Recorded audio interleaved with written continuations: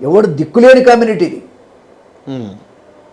ప్రజలు ఉన్నారు కానీ మాకు రాజ్యాధికారం రాలేదు, మాకు ఎక్కడ రాజ్య భాగస్వామ్యం లేదు.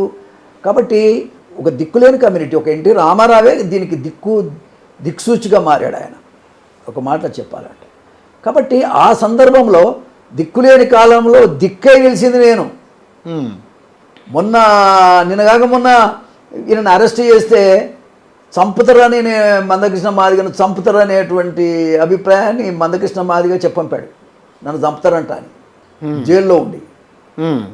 నేను ఆయన కూతురు నాకు ఫోన్ చేసింది. ఆయన కూతురు ఫోన్ చేసి, అంకుల్ నాకేమో మ్యారేజ్ ఫిక్స్ అయింది, మరి డాడీని ఏమో జైల్లో వేశారని ఏడ్చింది పాపం. ఏడిస్తే నేను ఏడ్చాను. నా తమ్ముడు, ఆ అమ్మాయి నా బిడ్డ, నేను ఒక లీడర్ని. అవును, ఆ కులం నన్ను నమ్ముకోనున్నది, నేను ఆ కులానికి ఏదో చెయ్యాలని ఉన్నా. కాబట్టి ఈ పరిస్థితుల్లో ఎవరో ఒకరు, ఒక నాయకుడు ఉద్యమకారుడిగా ఏ పార్టీకి సంబంధం లేనటువంటి వ్యక్తి కింద ఉంచాల్సిన అవసరం ఉన్నది. ఆ రకంగానే ఉంచాలనేది నా కోరిక. ఇప్పుడు అట్లాంటి ఆ ఉద్యోగం నేను చేయకపోయినా నాకంటే మునగాలేంది.